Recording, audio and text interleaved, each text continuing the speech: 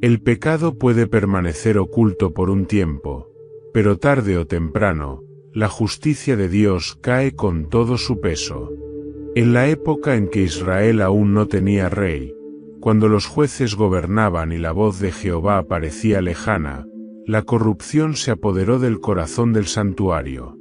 Los sacerdotes, aquellos que debían ser los guardianes de la fe, se convirtieron en los mayores enemigos de su propio pueblo.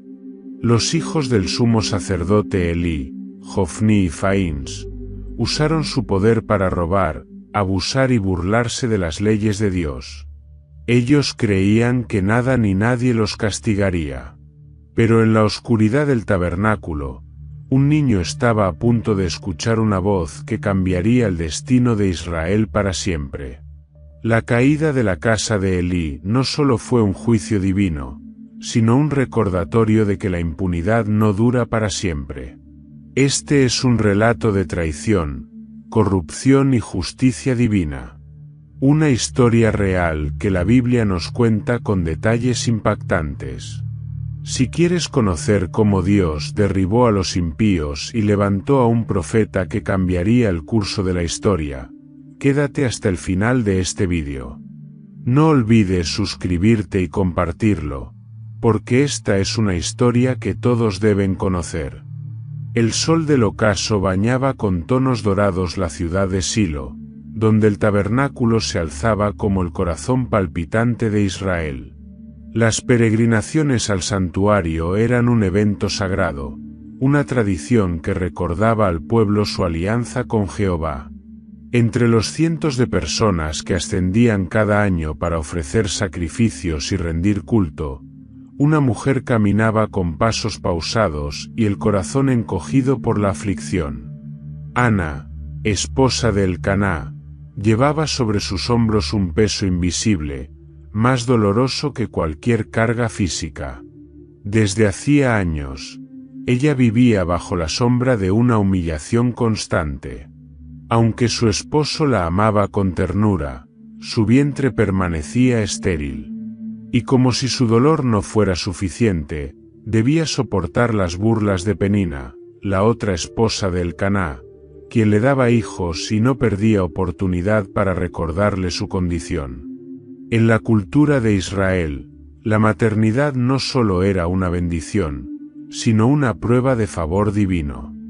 No tener hijos era visto como una maldición, como si Dios mismo hubiera cerrado el vientre de la mujer en señal de desaprobación. Aquel día, tras compartir la comida del sacrificio en la celebración anual, Ana sintió que no podía más. Se levantó de la mesa sin probar bocado y, con el rostro empapado en lágrimas, se dirigió al tabernáculo. Sus pies descalzos rozaban el suelo polvoriento mientras se adentraba en el santuario, donde la luz del crepúsculo se filtraba entre los cortinajes, creando sombras danzantes sobre los muros. El lugar estaba silencioso, salvo por el tenue crepitar de una lámpara de aceite que ardía sobre el candelabro sagrado. Ana cayó de rodillas, inclinándose hasta tocar el suelo con la frente.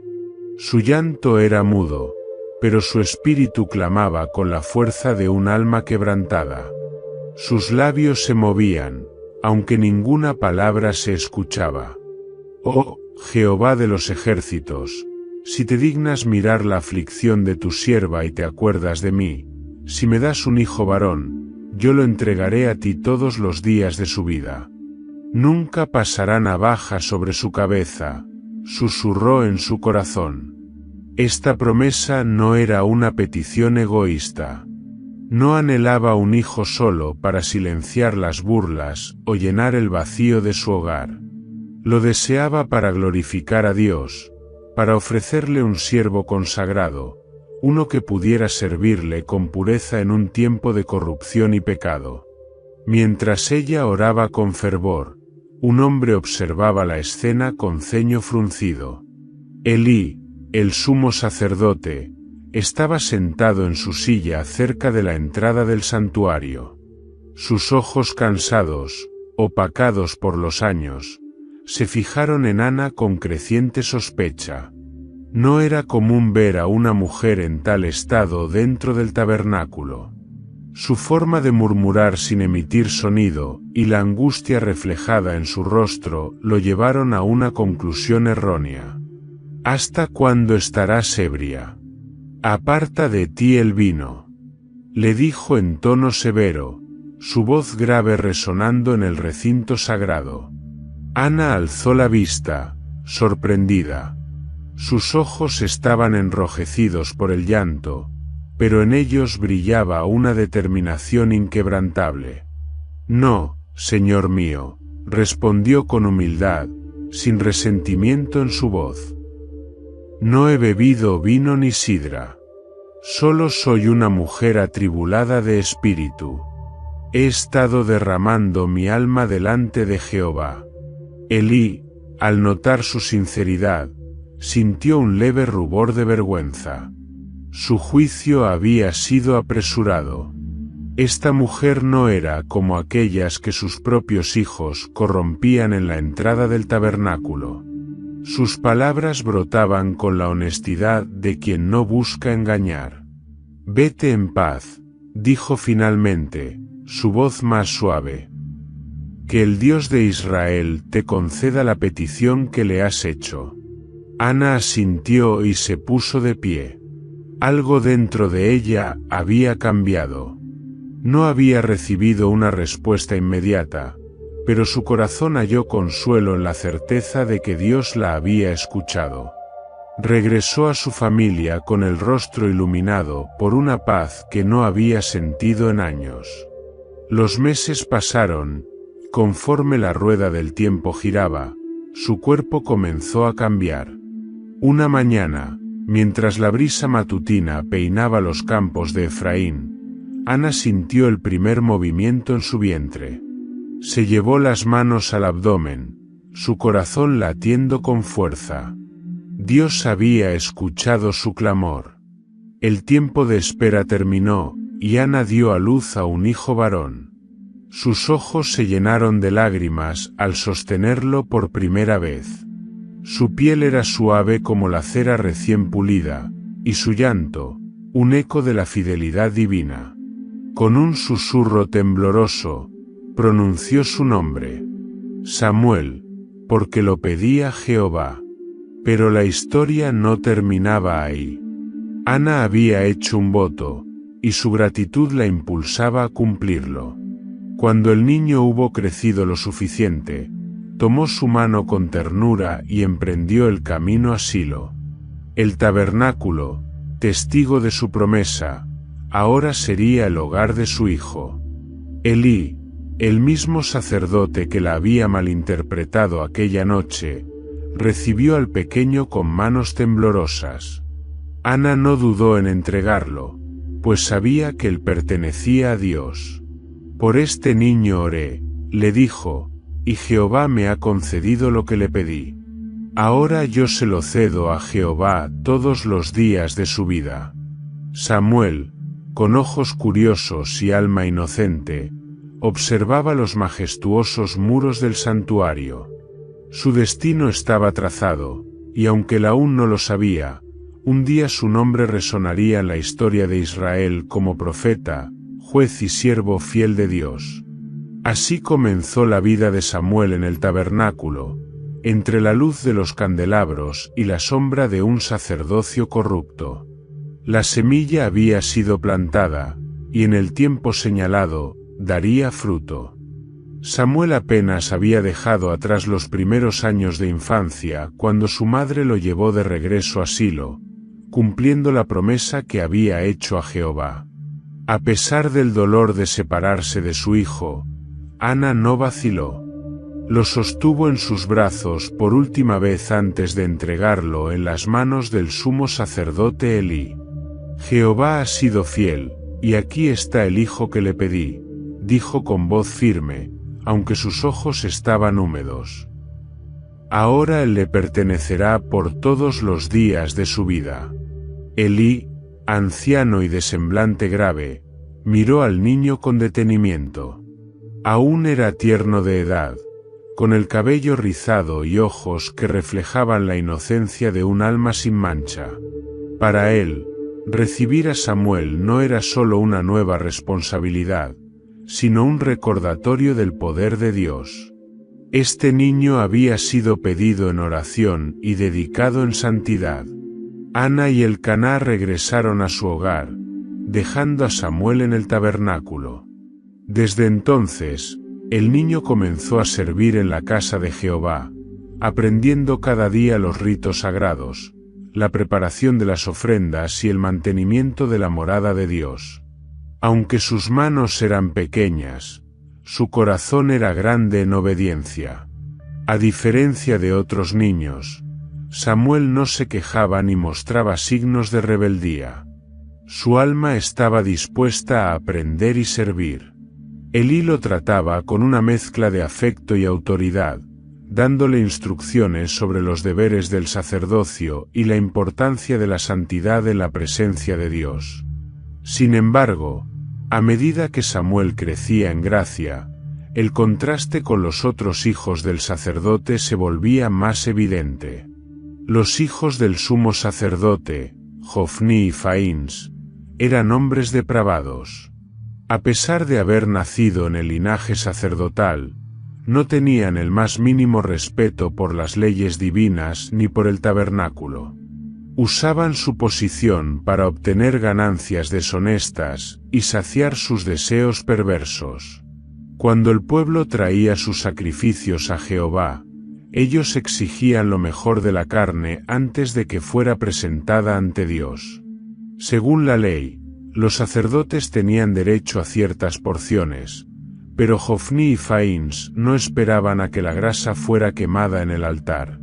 En su codicia, enviaban a sus siervos a tomar la carne cruda, amenazando a quienes se resistían. «Dámelo ahora, antes de que sea quemado», ordenaban con arrogancia.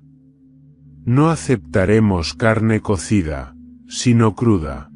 Si alguien osaba protestar, argumentando que debían esperar a que se realizara el sacrificio, los siervos de Jofní y Faíns respondían con violencia. «Si no me lo das por voluntad, lo tomaré por la fuerza». Este abuso de poder no pasó desapercibido. El pueblo murmuraba, indignado por la impunidad con la que los hijos de Elí profanaban los sacrificios. Cada vez más personas dejaban de ir al tabernáculo, sintiendo que la casa de Jehová se había convertido en un lugar de corrupción. Pero el pecado de estos hombres no se limitaba a la codicia. En la entrada del santuario, donde las mujeres se dedicaban a labores sagradas, Jofní y Faíns se entregaban a la lujuria sin ningún temor. Usaban su autoridad para seducir y abusar de las doncellas que servían en la casa de Dios. El rumor de sus actos llegó a oídos de Elí. El anciano sacerdote, consciente del escándalo que rodeaba a sus hijos, los llamó para reprenderlos. «¿Por qué hacéis tales cosas? El pueblo de Jehová habla mal de vosotros. No es bueno el rumor que oigo. Si un hombre peca contra otro hombre, Dios puede mediar. Pero si un hombre peca contra Jehová, ¿quién intercederá por él?» Pero Jofní y Faíns no le prestaron atención. Su corazón se había endurecido. No temían a Dios ni respetaban la autoridad de su padre. Elí, aunque les reprendió con palabras, no hizo más para detenerlos. No les retiró del sacerdocio ni impidió que continuaran con sus prácticas impías.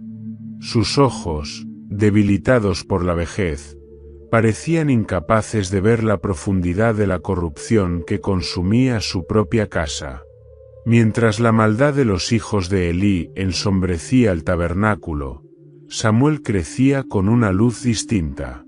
Cada día, vestía la túnica sacerdotal que su madre le había confeccionado con esmero y realizaba sus tareas con dedicación. A pesar de ser testigo de la corrupción, él se mantenía apartado de ella. A diferencia de Jofní y Faíns, no buscaba el beneficio personal. Sus manos nunca tomaron lo que no le correspondía, y su boca nunca pronunció palabras de engaño. Su corazón estaba limpio ante Dios. Con cada año que pasaba, su sabiduría y temor de Jehová se hacían más evidentes. Aunque aún era joven, su presencia traía consuelo a quienes visitaban el tabernáculo. Muchos se preguntaban si el Señor levantaría a este niño como un futuro líder para Israel, pues era claro que su vida estaba marcada por la gracia divina. Ana, su madre, volvía cada año con el Caná para presentar sacrificios y ver a su hijo. Al llegar, lo encontraba más alto, más sabio, más entregado a la obra de Dios. Con manos temblorosas, ella le entregaba una nueva túnica, cosida con amor, asegurándose de que tuviera ropa adecuada para su servicio en el santuario. Elí también notaba la diferencia entre Samuel y sus propios hijos. En la mirada del niño había un brillo que no veía en Jofní y Faíns. Quizás en el fondo de su corazón, el anciano sacerdote comprendía que, mientras sus hijos traían juicio sobre su casa, Samuel traería esperanza a Israel. Pero los días de impunidad no durarían para siempre. Jehová había visto la maldad de los hijos de Elí y el silencio de su padre. Y el tiempo del juicio se acercaba. El sol descendía lentamente sobre Silo, tiñendo el horizonte de un rojo ardiente, como si la tierra reflejara la ira contenida de Jehová.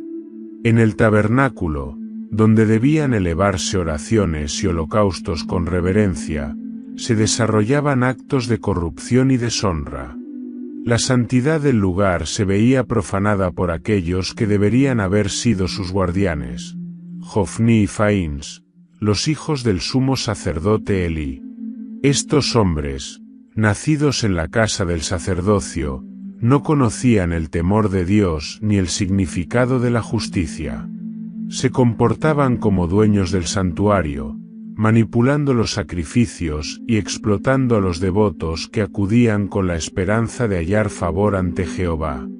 No solo menospreciaban la ley sagrada, sino que la torcían para su propio beneficio. Cada día, el pueblo llegaba con sus ofrendas para Jehová. Los sacrificios de carne debían ser quemados en el altar, y solo después los sacerdotes podían tomar su porción, como estaba prescrito en la ley de Moisés. Pero Jofní y Faíns no se conformaban con esperar su parte legítima. «Danos la carne antes de que la grasa sea quemada», ordenaban sin vergüenza a los hombres que traían sus ofrendas. Los siervos del tabernáculo, acostumbrados a la impiedad de estos hombres, ejecutaban sus órdenes sin cuestionarlas. Si alguien se atrevía a replicar, recordándoles que primero debía honrarse a Jehová, la respuesta era una amenaza fría y cortante. «Si no me la entregas ahora, la tomaré por la fuerza». De este modo, los sacrificios, que debían ser ofrecidos con pureza y devoción, eran convertidos en un festín de glotonería y abuso. Las manos de los sacerdotes se extendían para arrebatar lo que no les correspondía, y el hedor de la corrupción se elevaba junto al humo del altar. Los ancianos del pueblo murmuraban con amargura, sintiendo que su devoción era pisoteada. ¿Cómo puede Dios recibir nuestras ofrendas si aquellos que las presentan son impíos? El tabernáculo ya no es un lugar de reverencia, sino un centro de perversión. Las palabras de indignación se esparcían como brasas encendidas, y la fe del pueblo se veía sacudida. Muchos dejaban de traer sus sacrificios, sintiendo que toda justicia había desaparecido de la casa de Jehová.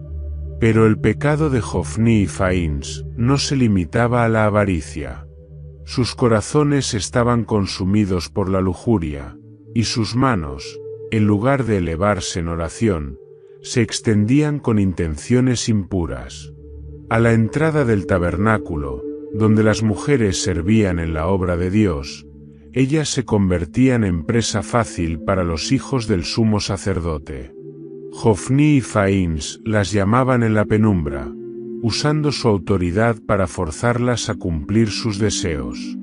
Aquellas que se resistían eran amenazadas o difamadas, sus nombres mancillados para que nadie creyera en su virtud. El temor de Jehová, que debía regir a los sacerdotes, no existía en ellos. Cada noche, el santuario se transformaba en un sitio de perversión. Y el pueblo, al ver lo que sucedía, sufría en silencio, sintiendo que Dios los había abandonado a la maldad de sus líderes. Elí, anciano y de ojos cansados, había oído los rumores. Al principio, los ignoró, atribuyéndolos a la envidia o la exageración del pueblo. Pero con el paso del tiempo, las voces se volvieron más numerosas, los testimonios más dolorosos. Las quejas llegaban hasta él como un río imparable, y finalmente no pudo seguir negándolo. Llamó a sus hijos y los miró con pesar. A pesar de todo, seguían siendo su sangre, la carne de su carne. Pero su corazón se quebraba al ver en lo que se habían convertido. ¿Por qué hacéis estas cosas?, preguntó, con la voz cargada de tristeza. El pueblo de Jehová habla mal de vosotros. No es bueno el rumor que oigo. Los ojos de Jofní y Faíns se encontraron, y una sonrisa cínica apareció en sus rostros. No temían a su padre. Sabían que sus palabras eran solo eso, palabras vacías. Elí no tenía la voluntad de castigarlos. Si un hombre peca contra otro hombre, Dios puede mediar, continuó el sumo sacerdote. Pero si un hombre peca contra Jehová, ¿quién intercederá por él? Sus hijos permanecieron en silencio, sin rastro de arrepentimiento. Sus corazones estaban endurecidos como la piedra, y la voz de su padre no tenía poder sobre ellos. Elí suspiró, derrotado. Sabía que debía expulsarlos del sacerdocio, impedirles continuar con su impiedad. Pero su amor de padre le impedía tomar una decisión drástica. Se convenció a sí mismo de que Jehová mismo corregiría su camino, que con el tiempo cambiarían. Pero el tiempo de la paciencia había llegado a su fin. Esa misma noche, cuando el tabernáculo quedó en penumbras y solo la luz de las lámparas titilaba en el interior, un hombre apareció en la entrada. Era un profeta desconocido, vestido con una túnica sencilla, su rostro iluminado por la resolución de quien lleva un mensaje divino.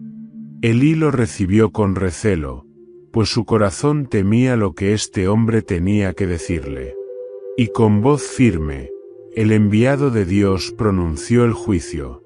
Así ha dicho Jehová, yo te escogí para que tu casa sirviera en mi presencia. Te di honor y alimento de mis sacrificios. Pero ahora honras más a tus hijos que a mí, dejándolos engordar con lo mejor de mis ofrendas. Elí bajó la cabeza, sin atreverse a responder. Por eso, dice Jehová, tu casa será desechada. No habrá anciano en tu descendencia. Verás la aflicción de Israel, y tus hijos morirán en un mismo día. Y yo levantaré un sacerdote fiel, que hará conforme a mi voluntad. El silencio cayó en el tabernáculo. Elí sintió que su cuerpo envejecido se volvía aún más pesado. Sabía que esta palabra no era vana. Jehová había hablado, y su juicio era inminente. El anciano sacerdote, con el alma abatida, no pudo hacer más que inclinar la cabeza y aceptar el veredicto. Sus hijos habían sellado su destino con su pecado, y su omisión los había condenado. Fuera, en los pasillos oscuros del santuario, Jofní y Faíns continuaban en su maldad, ajenos a la sombra de juicio que ya se cernía sobre ellos. Pero el día del pago estaba cerca, y cuando la justicia de Jehová descendiera sobre su casa, no habría refugio donde esconderse. La noche envolvía el tabernáculo de Silo en un manto de quietud. La única luz que permanecía encendida era la del candelabro de oro, cuya llama titilante proyectaba sombras en las paredes sagradas. Afuera, el viento murmuraba entre los lienzos del santuario, y el cielo, tachonado de estrellas, parecía contemplar en silencio lo que estaba por acontecer. En una de las cámaras interiores, un niño dormía plácidamente. Samuel, el joven siervo del tabernáculo, descansaba después de un día de arduas labores. Su vida transcurría en servicio, siempre dispuesto a cumplir con cada tarea encomendada, ya fuera encender las lámparas del santuario, limpiar los utensilios sagrados o asistir al anciano Elí en su vejez. El silencio de la noche fue interrumpido por una voz que resonó en la penumbra, clara y solemne, pero sin una fuente visible. «Samuel». El niño abrió los ojos de golpe. Su respiración se aceleró y su corazón latió con fuerza en su pecho. Miró alrededor, pero no vio a nadie. Tal vez era un sueño. Sin embargo, la voz había sido demasiado real, demasiado vívida para ser una ilusión. Sin pensarlo dos veces, se levantó de su lecho y corrió hasta la habitación donde dormía Elí, cuyas fuerzas se debilitaban con el paso de los años. El anciano sacerdote apenas podía ver, y su cuerpo se inclinaba bajo el peso del tiempo y de la culpa que llevaba consigo. Samuel se acercó y, con respeto, tocó suavemente su hombro. «Aquí estoy, ¿me llamaste?» Elí, despertado de su profundo sueño, frunció el ceño con confusión. «No te he llamado, hijo mío. Vuelve a acostarte». Samuel obedeció y regresó a su lugar de descanso. Sin embargo, apenas había cerrado los ojos cuando la voz se oyó nuevamente. «Samuel». Esta vez, se incorporó aún más rápido. Algo en la forma en que su nombre fue pronunciado le produjo un escalofrío. De nuevo corrió hasta Elí, seguro de que era él quien lo llamaba. «Aquí estoy, ¿me llamaste?» Elí, con voz cansada, negó con la cabeza. «No te he llamado, hijo mío. Vuelve a acostarte». Samuel regresó a su lecho, pero su mente estaba inquieta. Se acomodó sobre su costado, con la mirada fija en el techo, tratando de entender lo que estaba sucediendo. Pero antes de que pudiera encontrar una explicación, la voz resonó por tercera vez, solemne e inconfundible. «Samuel». El niño se levantó de inmediato y corrió una vez más hasta donde yacía Elí. «Aquí estoy, ¿me llamaste?» Fue entonces cuando el anciano sacerdote comprendió. Su corazón se aceleró. Durante años, la voz de Jehová había estado en silencio para él y su casa. Ahora, Dios hablaba, pero no con él, sino con aquel niño que había sido consagrado desde su nacimiento. Tomando aire profundamente, miró a Samuel con una expresión grave y le dijo: «Vuelve y acuéstate. Si vuelves a oír la voz, responde: habla, Jehová, que tu siervo escucha». Samuel asintió y regresó a su lecho, aunque esta vez su corazón latía con fuerza. Algo dentro de él le decía que lo que estaba por escuchar cambiaría su vida para siempre. El tabernáculo quedó en absoluto silencio. El fuego de la lámpara de oro brillaba con una intensidad sobrenatural, y entonces la voz volvió a resonar. «Samuel, Samuel». El niño se irguió, sintiendo el peso de algo que no podía comprender del todo. Pero esta vez, Con voz temblorosa pero decidida, respondió: Habla, Jehová, que tu siervo escucha. Y entonces, el Dios de Israel habló. La voz no era estruendosa, sino firme como un trueno contenido. La presencia divina llenó el tabernáculo con un aura de santidad y juicio. He aquí, haré una cosa en Israel que a todo el que la oiga, le retumbarán los oídos. Samuel sintió un escalofrío recorrer su espalda. Su pequeño cuerpo se estremeció, pero permaneció en silencio, escuchando atentamente. Yo juzgaré a la casa de Elí para siempre por la iniquidad que él conoce. Sus hijos han profanado mi santuario, y él no los ha detenido. Por tanto, he jurado que la culpa de su casa no será expiada jamás, ni con sacrificios ni con ofrendas. El corazón de Samuel latía con fuerza. No podía comprender completamente la magnitud de aquellas palabras, pero sí entendía que era una sentencia final. Dios mismo había decretado el juicio sobre Elí y su descendencia. Cuando la presencia divina se apartó y el silencio volvió a envolver el tabernáculo, Samuel permaneció inmóvil. No se atrevió a moverse. ¿Qué haría ahora? ¿Cómo podría decirle a Elí lo que había escuchado? El alba comenzó a despuntar, tiñendo de oro las murallas del santuario. Samuel, que no había pegado los ojos en toda la noche, salió con lentitud para realizar sus labores diarias. Sus manos temblaban mientras abría las puertas del tabernáculo, dejando que la luz del día disipara la penumbra. Pero su corazón seguía cargado. ¿Cómo podría mirarle a los ojos a Elí? ¿Cómo podría decirle que Dios había decretado el fin de su casa? Elí no tardó en aparecer. A pesar de su ceguera parcial, su espíritu percibía que algo había ocurrido. Se acercó a Samuel con una mirada inquisitiva. «Hijo mío, ¿qué es lo que te dijo Jehová? Te ruego que no me lo ocultes». Samuel, con el alma encogida, bajó la cabeza. Durante un momento, pensó en callar, en omitir los detalles más dolorosos. Pero sabía que mentir o callar ante Dios era aún más grave. Jehová me habló anoche, comenzó con voz temblorosa. Dijo que traerá juicio sobre tu casa, y que el pecado de tus hijos no será expiado jamás. Elí cerró los ojos. No mostró sorpresa ni ira. En lo más profundo de su corazón, ya había temido que este día llegaría.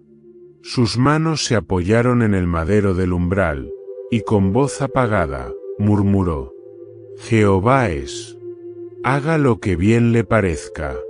Samuel sintió un nudo en el pecho. Aquel anciano, que alguna vez había sido el líder espiritual de Israel, estaba resignado al destino de su casa. No intentó suplicar ni buscar redención. El niño, aún con su alma temblorosa, miró el cielo despejado de la mañana y comprendió que su vida nunca volvería a ser la misma. Jehová había hablado con él, y aunque aún no lo sabía por completo, había sido escogido para ser el futuro profeta de Israel. El alba se filtraba a través de los lienzos del tabernáculo, tiñendo de luz dorada el santuario de Silo. Afuera, los primeros peregrinos comenzaban a llegar con sus ofrendas, algunos con cestas de grano, otros con corderos listos para el sacrificio. Sin embargo, dentro del recinto sagrado, un niño cargaba con un peso invisible. Samuel, con los labios resecos y el corazón palpitante, había pasado la noche en vela. Las palabras de Jehová resonaban en su mente como un eco imborrable. El juicio sobre la casa de Elí estaba decretado, y él era el portador del mensaje. Pero, ¿Cómo decirle al anciano sacerdote que su descendencia estaba condenada? ¿Cómo mirar a los ojos a aquel que lo había criado y anunciarle su ruina? Elí apareció en la entrada del santuario, apoyado en su bastón. Su figura, encorvada por los años, parecía aún más frágil esa mañana. Aunque sus ojos ya no podían ver con claridad, su espíritu percibía la tensión en el aire. Sabía que la voz de Dios había hablado aquella noche y que Samuel había sido su destinatario. «Hijo mío», llamó con suavidad. «¿Qué fue lo que Jehová te dijo? No me lo ocultes». Samuel apretó los labios. Sus manos temblaban, y un nudo le apretaba la garganta.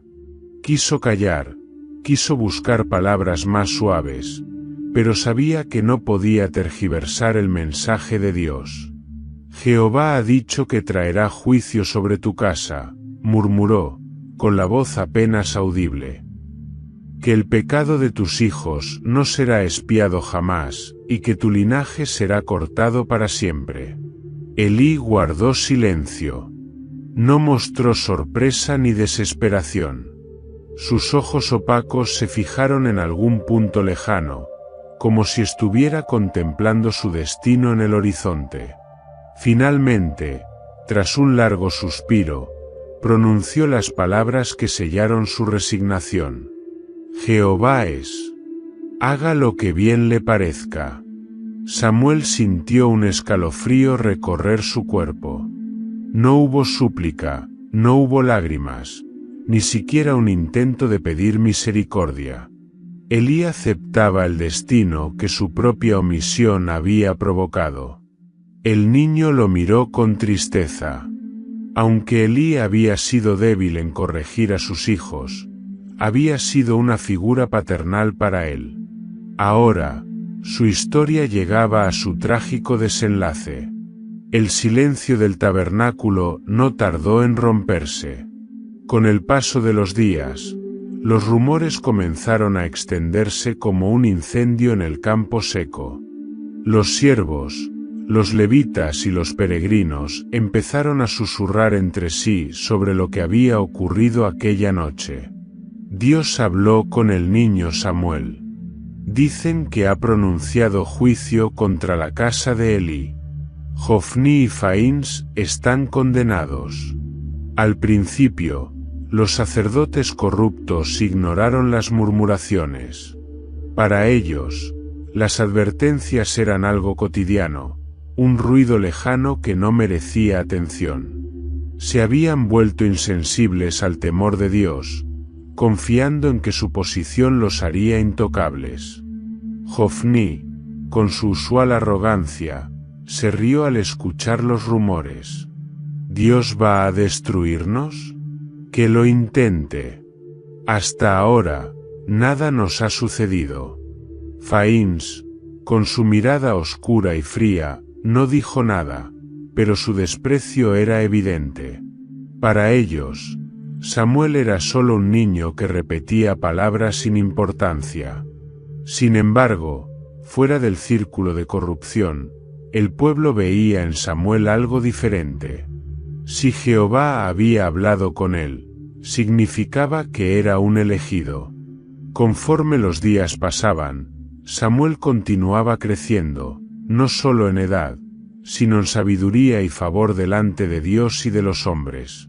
Mientras los sacerdotes de Silo se sumían más en su decadencia, él se mantenía apartado de la corrupción, con un corazón limpio y una devoción sincera. Los ancianos del pueblo, aquellos que aún recordaban los tiempos de Moisés y Josué, comenzaron a observarlo con admiración. En él veían algo que hacía años no encontraban en los líderes de Israel: integridad y temor de Dios. Las madres le señalaban a sus hijos, susurrando con esperanza: «Ese niño es diferente. Él es el futuro de nuestro pueblo». Los hombres que acudían al tabernáculo encontraban en Samuel una figura de confianza, alguien que los recibía sin engaños, que no exigía sobornos ni torcía la ley. Elí también lo notaba. Aunque su tiempo se agotaba y la sombra del juicio pendía sobre su casa, no pudo evitar ver en Samuel la redención que nunca halló en sus propios hijos. Pero el destino de Israel estaba sellado. Y cuando el día del juicio llegara, todo Silo sería testigo de la ira de Jehová. Los días oscuros se cernían sobre Israel. Desde hacía años, la nación se encontraba sumida en una crisis espiritual, con líderes corruptos y un pueblo que se había alejado de los caminos de Jehová. La corrupción en el tabernáculo de Silo, bajo el liderazgo decadente de Elí y sus hijos Jofní y Faíns, había provocado que la protección divina pareciera desvanecerse. En medio de esta fragilidad, los filisteos, enemigos acérrimos de Israel, aprovecharon la oportunidad para atacar.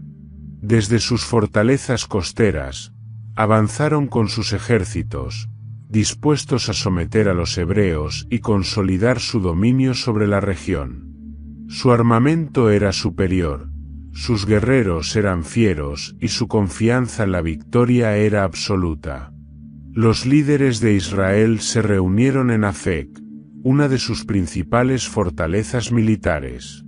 Las noticias del avance filisteo llenaban el campamento de inquietud. Los ancianos del pueblo, preocupados por la desorganización del ejército y la ausencia de un liderazgo firme, debatieron sobre la mejor estrategia para enfrentar la amenaza.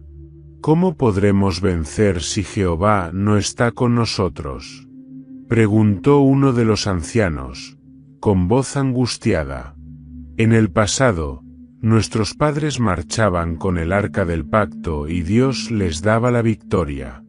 Quizás si la llevamos al campo de batalla, Él peleará por nosotros como lo hizo en los días de Moisés y Josué. Aquella propuesta encendió una chispa de esperanza en el campamento.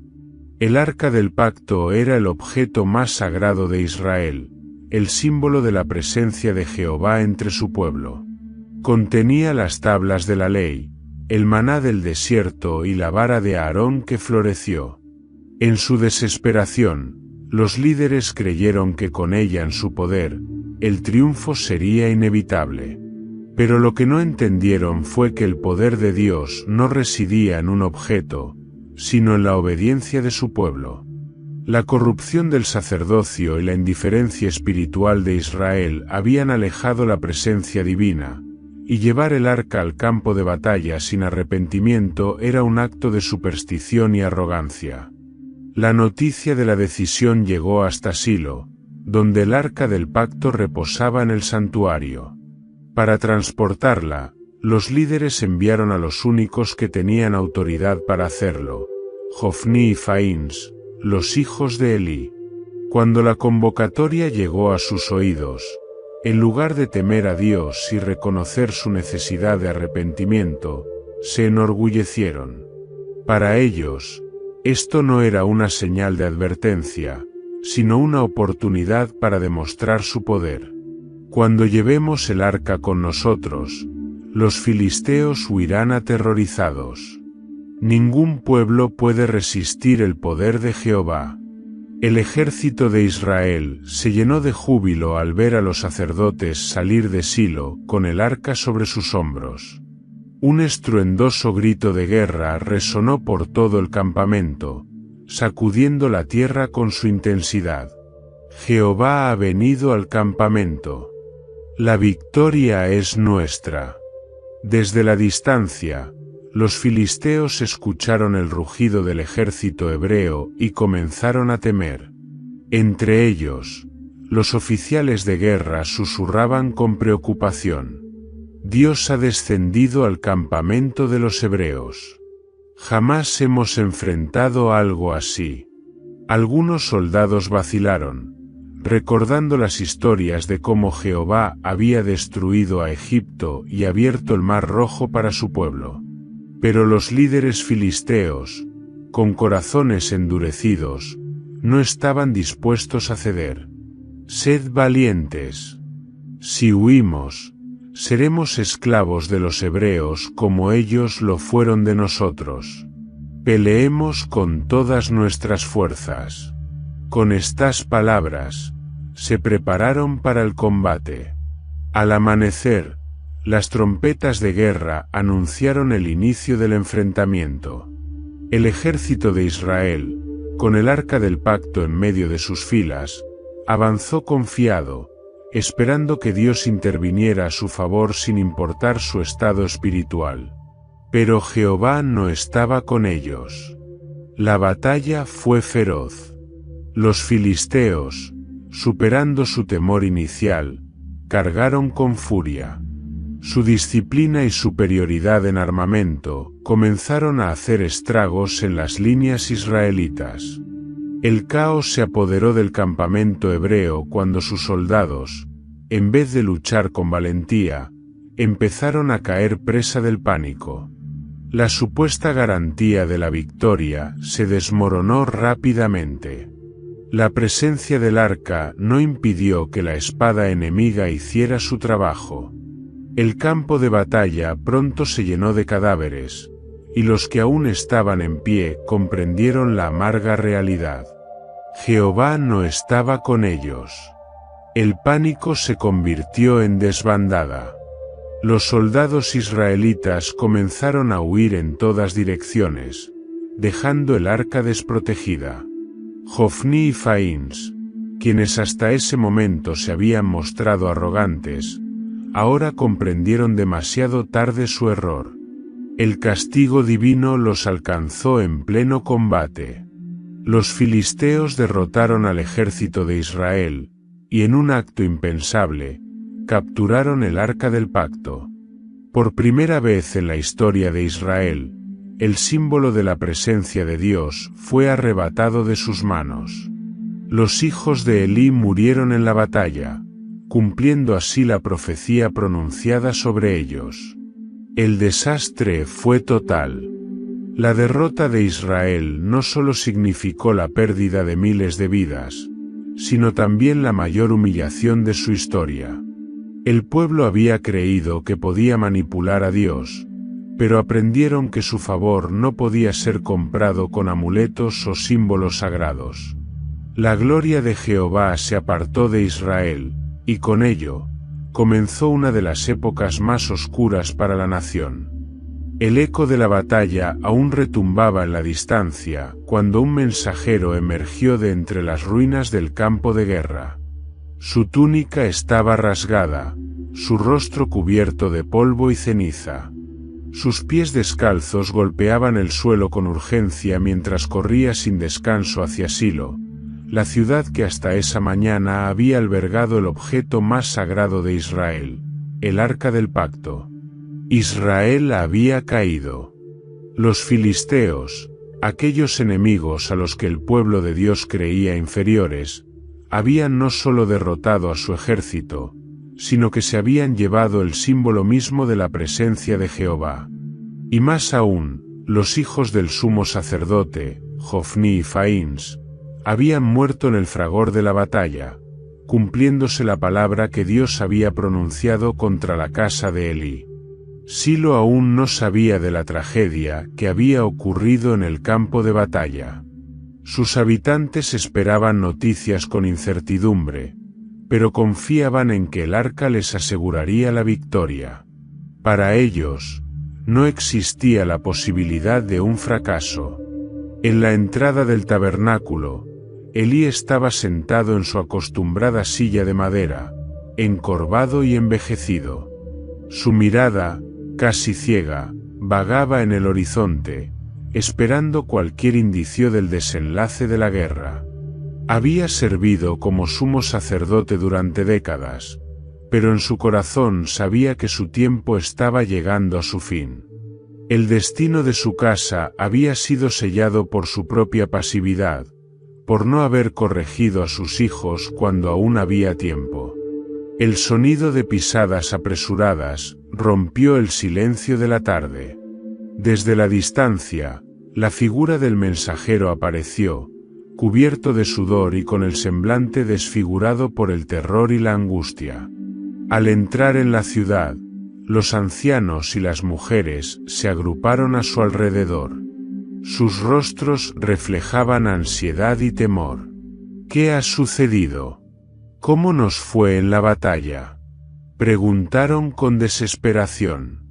El mensajero, tratando de recuperar el aliento, levantó su voz y anunció la peor noticia que Silo había escuchado en generaciones. Israel ha huido ante los filisteos. Miles han muerto en el campo de batalla. Jofni y Faíns han perecido. Un grito de lamento estalló entre la multitud.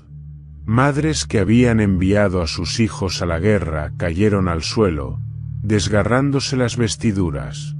Padres que aún confiaban en la fuerza de su pueblo, se cubrieron el rostro con ceniza. Pero el golpe más duro aún no había sido pronunciado.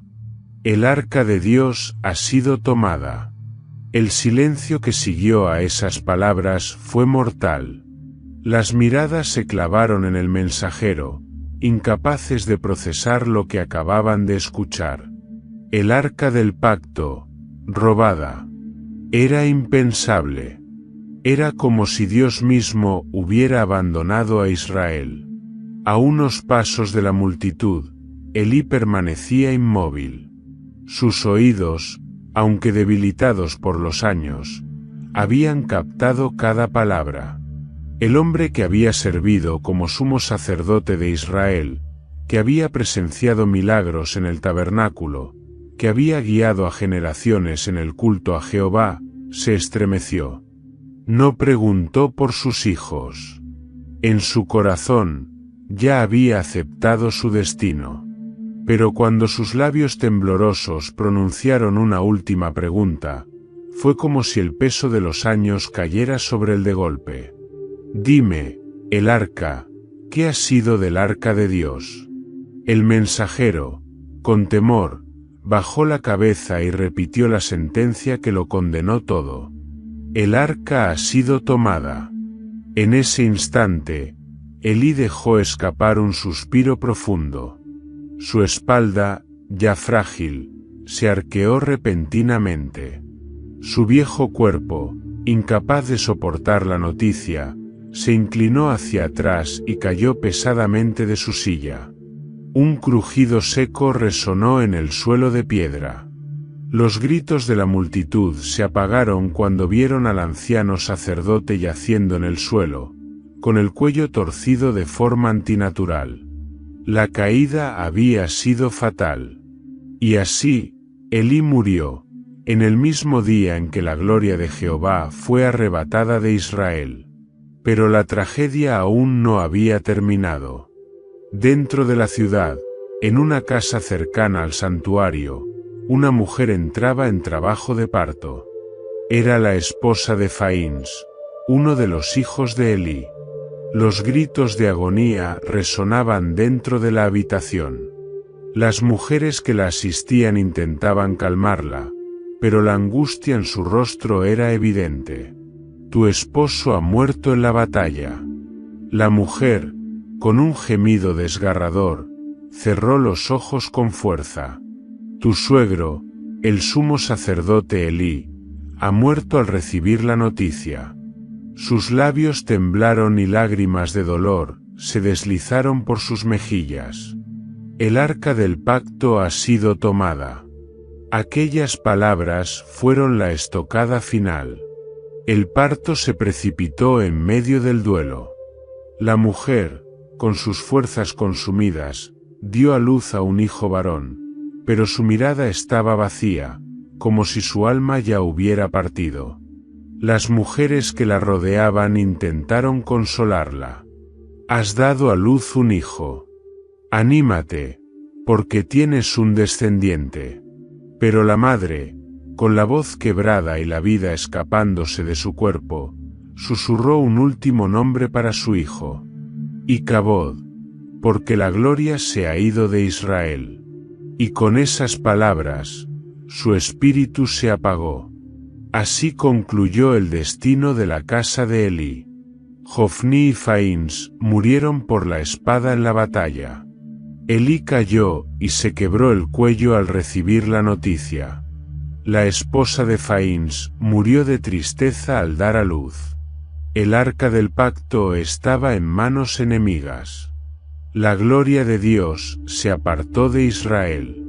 El pueblo, sumido en el luto, miraba el horizonte con desesperanza. Silo, la ciudad donde Dios había hablado con su pueblo, era ahora un lugar de ruinas y llanto. Sin embargo, en medio de la oscuridad, una pequeña llama aún ardía en el tabernáculo abandonado. Samuel, el niño que Dios había llamado, observaba en silencio. El juicio de Jehová se había cumplido. Pero el tiempo de restauración aún estaba por venir. El eco de la victoria filistea resonaba en las ciudades costeras de la llanura. Israel había sido derrotado, su ejército aniquilado, su sacerdocio humillado. Pero más que todo, el arca del pacto, el símbolo máximo de la presencia de Jehová, estaba ahora en manos de sus enemigos. En Asdod, una de las principales ciudades filisteas, los sacerdotes de Dagón, su dios supremo, recibieron la noticia con júbilo. El arca de los hebreos sería ofrecida como trofeo ante su deidad, un símbolo del poder de los filisteos sobre sus antiguos adversarios.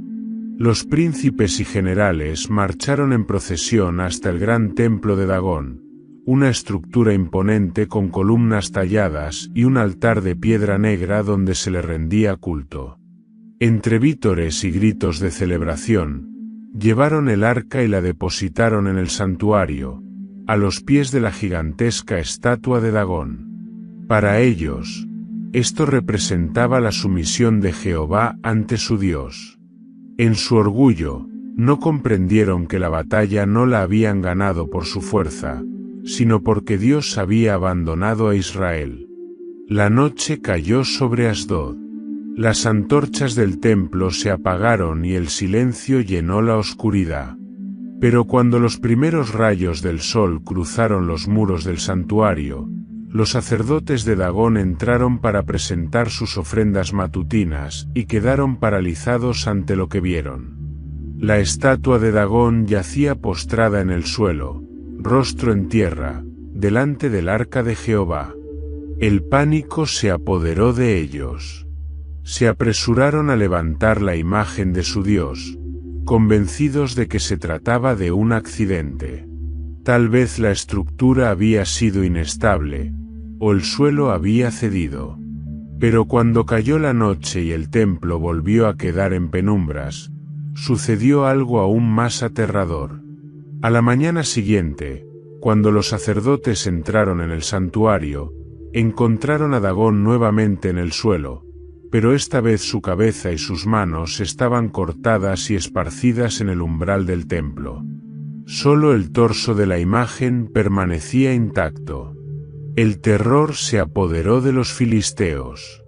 Aquello no era una casualidad. El Dios de Israel no había sido vencido. Había venido a humillar a su enemigo en su propio templo. Desde ese día, ningún sacerdote ni adorador de Dagón volvió a cruzar el umbral de aquel santuario. Pero la maldición no se detuvo ahí. Días después, la ciudad de Asdod fue azotada por una plaga terrible. Una misteriosa enfermedad se extendió entre sus habitantes, provocando tumores dolorosos y la aparición de ratas en cada rincón de la ciudad. Los enfermos caían por las calles, su piel enrojecida y sus cuerpos consumidos por la fiebre. El hedor de la muerte se extendió sobre Asdod. Los príncipes filisteos se reunieron en consejo, buscando respuestas. Esto es obra del Dios de Israel. Su mano está contra nosotros. Debemos deshacernos del arca antes de que todos muramos. Pero no todos estaban convencidos. Algunos insistieron en trasladarla a otra ciudad, para comprobar si realmente era la causa de la desgracia. Así que llevaron el arca a Gat, otra de sus ciudades principales.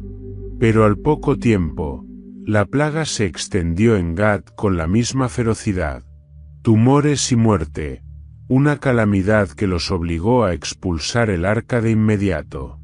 Finalmente, la enviaron a Ecrón, pero cuando los habitantes de la ciudad vieron que el arca llegaba, entraron en pánico. No la traigan aquí. Nos destruirá como lo hizo con Asdod y Gat. Los príncipes filisteos, desesperados, se reunieron una vez más. Debemos enviarla de regreso a Israel, pero no podemos hacerlo con las manos vacías. Consultaron a sus sacerdotes y adivinos, quienes les aconsejaron que prepararan una ofrenda de expiación para Jehová. Haced 5 figuras de oro en forma de tumores y 5 de ratas, conforme a la plaga que os ha golpeado. Devolved el arca con estas imágenes, para que quizás la ira de su Dios se aparte de vosotros. Con temor y reverencia, los filisteos prepararon un carro nuevo y lo ataron a 2 vacas que nunca antes habían sido uncidas. Si estas vacas llevan el arca directamente a Israel, sabremos que todo lo que nos ha ocurrido ha sido la mano de Jehová. Pero si toman otro camino, sabremos que fue mera coincidencia. Al amanecer, las vacas fueron liberadas. La multitud observó con atención, conteniendo la respiración. Sin nadie que las guiara, sin un látigo que las dirigiera, las vacas marcharon directamente hacia la tierra de Israel. Las voces de los filisteos quedaron ahogadas en el asombro y el miedo. Desde la distancia, los habitantes de Bet-Semes, una ciudad israelita cercana, vieron el arca acercarse. Sus corazones latieron con fuerza cuando comprendieron lo que estaba ocurriendo. El arca de Jehová ha vuelto. Las noticias corrieron rápidamente por toda la región. El pueblo salió al encuentro del arca, llorando de alegría y postrándose en tierra en adoración. Los levitas tomaron el arca con manos temblorosas y ofrecieron sacrificios de agradecimiento a Jehová. Después de meses de oscuridad, la presencia de Dios había regresado a Israel. Pero aún quedaba un largo camino para la restauración del pueblo. El arca estaba de vuelta, pero la gloria de Dios aún no se había manifestado completamente. Samuel, quien había permanecido en el tabernáculo como un faro de esperanza, sabía que la verdadera restauración de Israel estaba aún por venir. El tiempo de la purificación y el arrepentimiento se acercaba. El tiempo de oscuridad en Israel no podía prolongarse más. Con la muerte de Elí y la desaparición de su linaje corrupto, el pueblo quedó en un estado de incertidumbre y desesperación. La derrota ante los filisteos había sido devastadora, y aunque el arca del pacto había regresado milagrosamente a Israel, su presencia no significaba la restauración inmediata de la gloria de Dios. El pueblo se encontraba espiritualmente quebrantado. La corrupción en el tabernáculo había sido expuesta, los sacerdotes que lo profanaban habían perecido, y la humillación de haber perdido el arca había calado hondo en el corazón de la nación. Israel necesitaba un líder, alguien que los guiara de regreso a la senda de Jehová. Fue entonces cuando el nombre de Samuel comenzó a resonar entre las tribus. Después de la tragedia que cayó sobre la casa de Elí, Samuel continuó su servicio en el tabernáculo.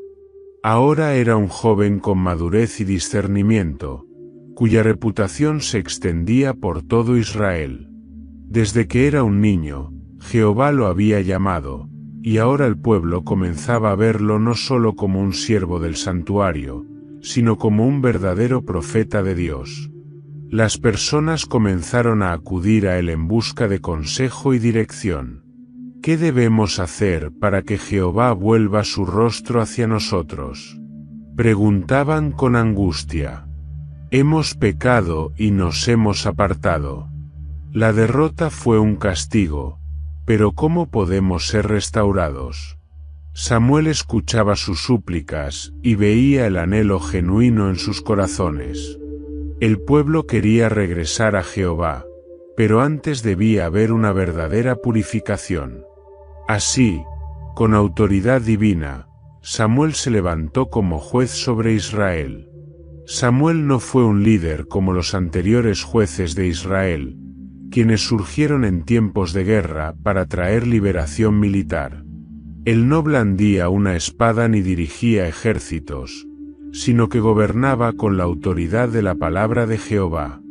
Su primera misión fue llamar al pueblo al arrepentimiento sincero. Si verdaderamente desean volver a Jehová, entonces deben abandonar sus ídolos y romper toda atadura con los dioses extranjeros. La idolatría había contaminado a Israel. Durante años, muchos habían mezclado su adoración a Jehová con los cultos paganos de las naciones vecinas. Baal y Astarte eran invocados en secreto, y los altares a estos dioses falsos se levantaban en diversas aldeas. Samuel sabía que sin una verdadera limpieza espiritual, no habría restauración ni victoria sobre sus enemigos. El profeta convocó a todo Israel a Mizpa, una ciudad central donde las tribus podían reunirse. Fue allí donde les hizo un llamado firme. Si realmente desean que Jehová los libre de la opresión filistea, abandonen sus dioses ajenos, destruyan sus altares y sirvan solo a Jehová con todo su corazón. Y el pueblo escuchó. En un acto de arrepentimiento colectivo, destruyeron sus ídolos y quemaron los altares de Baal y Astarte. Luego, en una solemne ceremonia, ayunaron y confesaron sus pecados en voz alta. Hemos pecado contra Jehová. Samuel no solo dirigió la purificación del pueblo, sino también del mismo tabernáculo de Silo, el cual había sido profanado durante años por la corrupción de los hijos de Elí. Todo rastro de impureza fue removido, los sacrificios se ofrecieron con reverencia y el pacto con Dios fue renovado. El pueblo, ahora limpio y consagrado, se preparaba para una nueva etapa bajo la guía de Samuel. Pero los filisteos, viendo que Israel se reunía en Mizpa, creyeron que se preparaban para la guerra y marcharon contra ellos con intención de aniquilarlos. El pueblo, al ver a los filisteos aproximarse, se llenó de temor. Samuel, clama a Jehová por nosotros para que nos libre de sus manos. Samuel, con una fe inquebrantable, tomó un cordero y lo ofreció en holocausto a Jehová. Mientras el humo del sacrificio se elevaba al cielo, clamó con fervor por la intervención divina. Y Jehová respondió de inmediato. Mientras los filisteos avanzaban con sus ejércitos, una tormenta sobrenatural se desató sobre ellos. Desde el cielo, Jehová envió truenos ensordecedores y un temblor sacudió la tierra. El pánico se apoderó de los filisteos. El estruendo de la tormenta era tan aterrador que sus filas se desordenaron y cayeron en el caos. Aprovechando la confusión, los hombres de Israel, armados con valor renovado, los persiguieron y los derrotaron completamente. Desde ese día, los filisteos no volvieron a invadir el territorio de Israel. Para conmemorar la victoria, Samuel erigió una piedra entre Mizpa y Sen, llamándola Ebenezer, que significa hasta aquí nos ayudó Jehová. Desde ese momento, Samuel gobernó Israel como juez y profeta.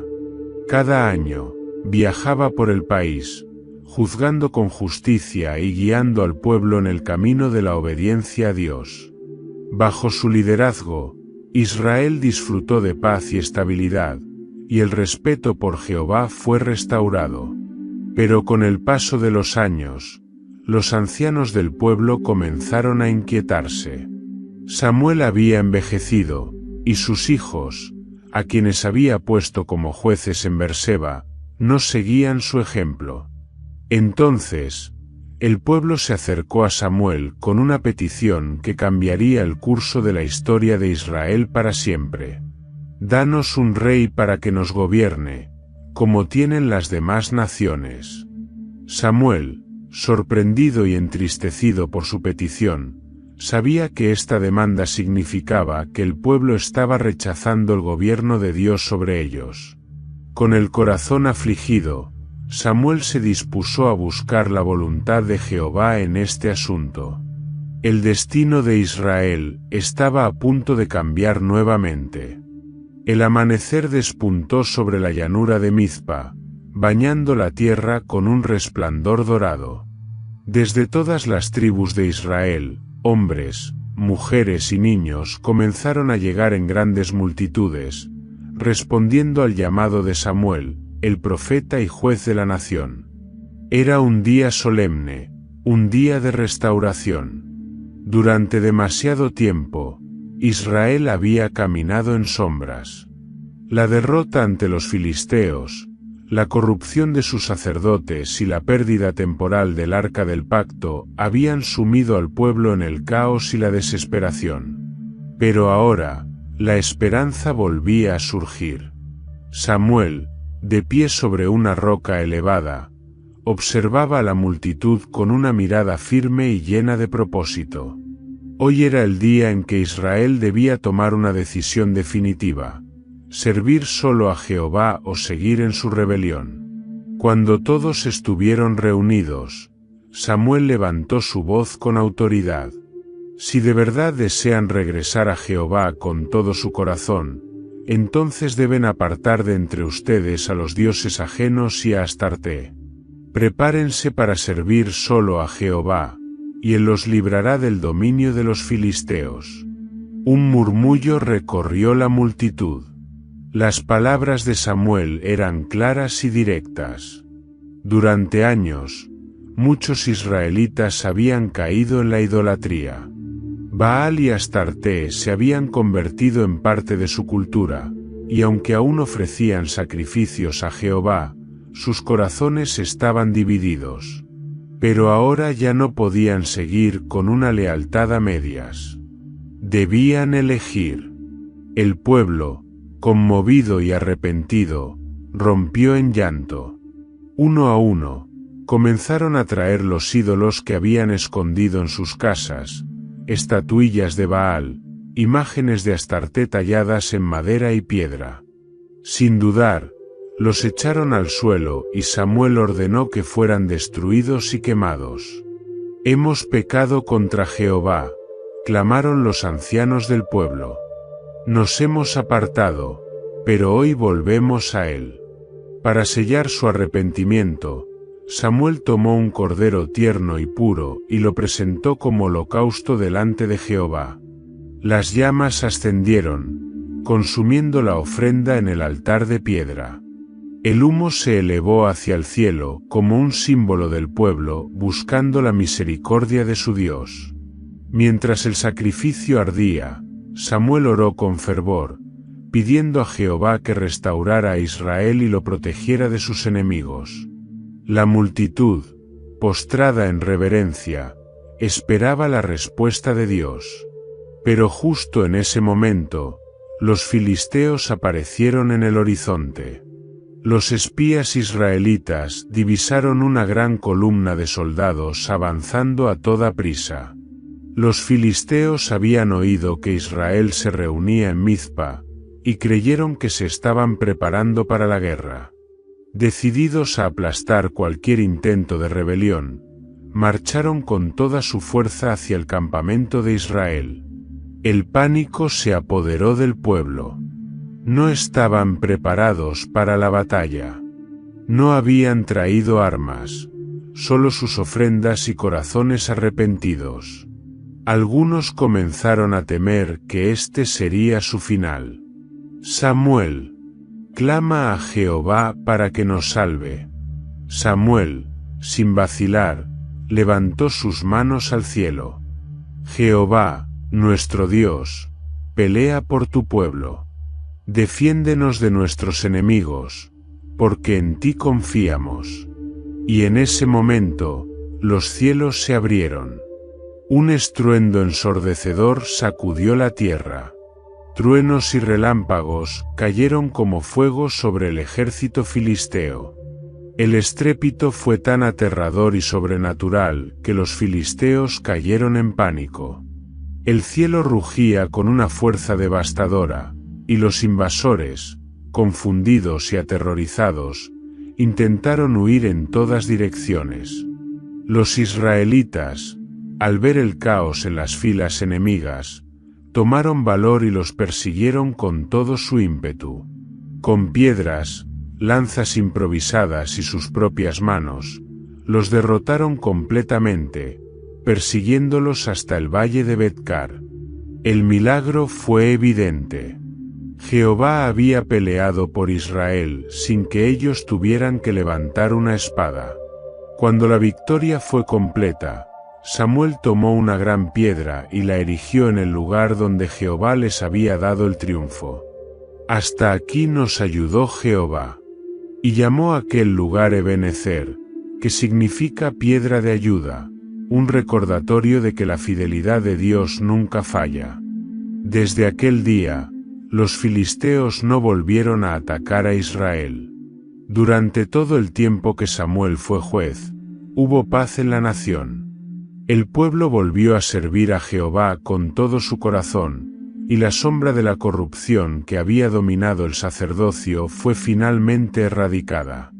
Samuel continuó su labor como juez y profeta, recorriendo la nación y guiando al pueblo en la voluntad de Dios.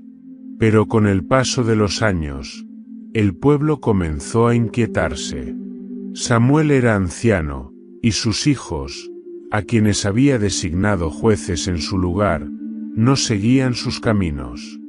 Entonces, los ancianos de Israel tomaron una decisión que cambiaría para siempre la historia de la nación. Danos un rey que nos gobierne, como tienen las demás naciones. Samuel, con el corazón entristecido, entendió lo que significaba aquella petición. Israel estaba rechazando el gobierno de Dios. Pero antes de responder, consultaría a Jehová, porque aún no había terminado la obra que él le había encomendado. El tiempo pasó, y Samuel, el juez fiel de Israel, envejeció. Su cabello se volvió blanco como la lana, y sus pasos, aunque aún firmes, comenzaban a ser más pausados. Durante años había gobernado con justicia y temor de Jehová, guiando al pueblo en la obediencia y asegurando la paz en la nación. Pero su tiempo como líder estaba llegando a su fin. Previendo su vejez, Samuel había nombrado a sus hijos, Joel y Abías, como jueces sobre Israel, confiando en que seguirían su ejemplo. Pero el corazón de estos jóvenes no era como el de su padre. A diferencia de Samuel, que había gobernado con integridad, sus hijos se dejaron seducir por la codicia. Aceptaban sobornos, pervertían la justicia y dictaban sentencias a favor de aquellos que podían pagar el precio. El pueblo de Israel, que había confiado en el liderazgo de Samuel, se sintió traicionado. Los ancianos de las tribus se reunieron en asamblea y tomaron una decisión drástica. Tus hijos no siguen tus caminos, Samuel, le dijeron con amargura. Danos un rey que nos gobierne, como lo tienen todas las naciones. Samuel sintió un nudo en la garganta al escuchar aquellas palabras. Durante toda su vida había guiado a Israel bajo el gobierno de Jehová, confiando en que Dios mismo era el verdadero rey. Pero ahora, el pueblo no quería seguir dependiendo de Dios. Querían un monarca humano, un líder visible, alguien que les diera la misma apariencia de poder que tenían las naciones paganas. Samuel se retiró en silencio y oró a Jehová, buscando su consejo. Jehová respondió a Samuel con una voz firme y clara. Escucha la voz del pueblo en todo lo que te digan, porque no te han rechazado a ti, sino a mí, para que yo no reine sobre ellos. Samuel sintió un peso sobre su corazón. Israel no estaba rechazándolo a él como juez, sino que estaban rechazando el gobierno divino. Dios continuó su mensaje. Adviérteles sobre el precio de tener un rey terrenal. Diles lo que hará con ellos, para que entiendan lo que están pidiendo. Samuel, con el corazón cargado de tristeza, reunió nuevamente al pueblo y les habló con toda claridad. Si eligen un rey sobre ustedes, esto es lo que sucederá. Tomará a sus hijos para que sirvan en su ejército, los hará correr delante de sus carros y los pondrá en sus batallas. Tomará sus campos, sus viñas y lo mejor de sus cosechas para dárselo a sus oficiales. Exigirá tributos, diezmos y riquezas de su pueblo para alimentar su corte. Se apropiará de sus siervos, de sus jóvenes y de sus ganados para su servicio personal. Cuando clamen a Jehová por causa del rey que han elegido, él no los escuchará. El silencio cayó sobre la multitud. Las palabras de Samuel eran claras. Un rey humano traería poder y unidad, pero también abuso y opresión. Por un momento, hubo dudas entre los ancianos. Pero el deseo de ser como las demás naciones pesó más en sus corazones. Un murmullo comenzó a crecer entre la multitud. Y luego, con una sola voz, gritaron: «No importa. Queremos un rey sobre nosotros. Queremos ser como las demás naciones, que nuestro rey nos dirija y pelee nuestras batallas». Samuel cerró los ojos con tristeza. Sabía que el pueblo no estaba eligiendo por fe, sino por miedo. Querían seguridad, pero su seguridad debía estar en Jehová, no en un hombre. Entonces, Dios le habló por última vez. «Concédeles lo que piden. Dales un rey». Samuel asintió y se volvió al pueblo. «Jehová os dará un rey». Las multitudes gritaron de alegría, pero Samuel sabía que su decisión marcaría el inicio de una nueva era. Israel estaba por cambiar para siempre. Y muy pronto, Jehová escogería al hombre que ocuparía el trono. El sol descendía lentamente sobre las colinas de Ramá, proyectando largos haces de luz dorada sobre la tierra de Israel. Samuel, el hombre que había guiado a la nación durante décadas, observaba el horizonte con la serenidad de quien ha cumplido su misión. Su cabello, ahora completamente blanco, ondeaba suavemente con la brisa de la tarde, y su rostro, surcado por los años, reflejaba la sabiduría adquirida en una vida de servicio a Dios. El pueblo de Israel había cambiado. Ya no era la misma nación errante que se debatía entre la idolatría y la obediencia, ni la que gemía bajo la opresión filistea. Ahora tenían un rey, un monarca humano que gobernaba sobre ellos en lugar de depender exclusivamente de Jehová. Pero Samuel sabía que su labor aún no había terminado. Antes de retirarse, debía dejar una última advertencia, un recordatorio para las generaciones futuras. Samuel convocó al pueblo en Gilgal, donde anteriormente habían confirmado a Saúl como su rey. Las multitudes se reunieron, sabiendo que era el último mensaje de aquel que los había juzgado, protegido y enseñado durante tantos años. De pie ante la congregación, Samuel levantó su voz con solemnidad. «He aquí, yo he envejecido y encanecido, y mis hijos están entre vosotros. Yo he caminado delante de vosotros desde mi juventud hasta este día». El pueblo lo observaba con respeto y gratitud. Ningún otro juez había guiado a Israel con tal rectitud. «Aquí estoy. Testificad contra mí delante de Jehová y de su ungido. ¿A quién he tomado su buey? ¿A quién he tomado su asno? ¿A quién he engañado o a quién he oprimido? ¿De quién he recibido soborno para torcer mi juicio? Decidlo, y os lo restituiré. Las voces de los ancianos y de todo el pueblo resonaron con fuerza en respuesta.